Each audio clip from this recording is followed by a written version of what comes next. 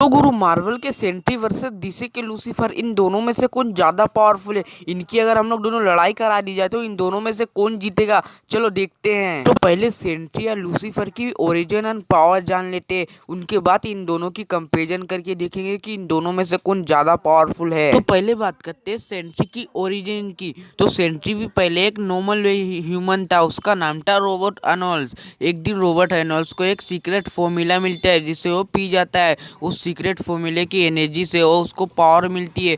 उस पावर का इस्तेमाल वो अच्छे कामों के लिए करता है और फिर वो एक नया गोल्डन सूट बनाता है जिससे के लिए वो बन जाता है द गोल्डन गार्डियन सेंट्री। पर जैसे हर सुपर हीरो का एक मेन विलन होता है, उसी सेंट्री का मेन विलन था वॉइड। वॉइड से लड़ने के लिए अवेंजर्स आते हैं पर वॉइड को अवेंजर्स नहीं हरा पाते।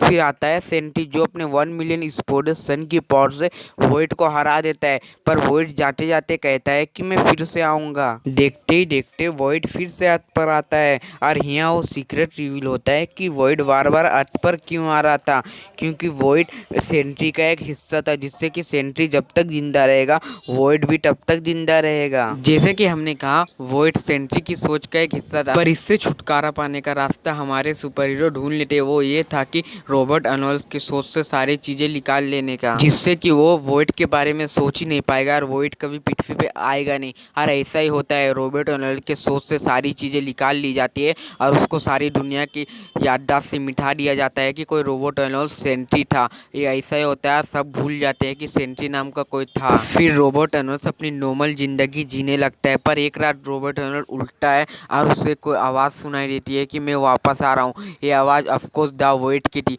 ये आवाज़ सुन के रॉबर्ट अर्नोल्ड फिर से वो सीरम ले लेता है जिससे कि वो सेंट्री बना था और वो फिर सेंट्री बन जाता है। पर उसे सब याद आ जाता है कि जब भी वो सेंट्री बनेगा द वॉइड उसके सोच पे आ जाएगा जिससे की वजह से द वॉइड अर्थ पर आ सकेगा। फिर वो सभी सुपर हीरो के पास जाता है और अपनी याददाश्त फिर से मिटा देता है।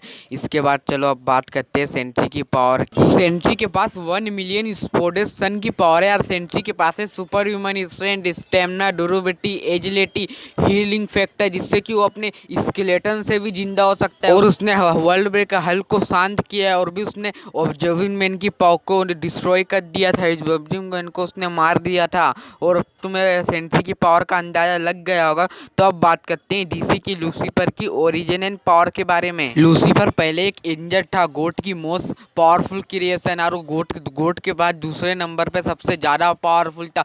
पर एक दिन उसने गोट के खिलाफ बगावत शुरू कर दी जिसकी वजह से उसे स्वर्ग से निकाल दिया गया। फिर वो बना फेमस रूलर ऑफ हेल। उसके बाद उसके पास अब बात करते हैं उसकी पावर की। तो लूसीफर की पावर है God level strength, stamina, durability, reflexes, agility और टाइम एंड रियलिटी मैनिपुलेशन। और ना ही ओमनीपोटेंट, पूरी तरह से इमोर्टल भी में, और वो गॉड लेवल पावर रखता है और गॉड के बाद सबसे ज्यादा पावरफुल है। अब तुमको इन दोनों की पावर का एबिलिटी के बारे में पता चल ही गया होगा। तो अब बात करते हैं कि लूसी वर्सेस सेंट्री, इन दोनों की अगर कभी फाइट हो जाए तो दोनों में से कौन जीतेगा? तो हैंड टू हैंड फाइट और पावर के मामले में सेंट्री से बहुत आगे है लूसीफर, क्योंकि लूसीफर एक गॉड है, गॉड लेवल पावर होल्ड करता है और गॉड की मोस्ट पावरफुल क्रिएशन है, इसलिए लूसीफर जीत जाएगा। मुझे पता है मार्वल का सेंट्री बहुत ज़्यादा पावरफुल है पर वो डीसी के लूसीफर को नहीं हरा पाएगा। वो बहुत ज़्यादा पावरफुल है डीसी का लूसीफर। तुम्हें क्या लगता है इन दोनों की फाइट होगी तो कौन जीतेगा? कमेंट करके बताओ और वीडियो को लाइक, चैनल को सब्सक्राइब करके ही जाना मेरे भाई।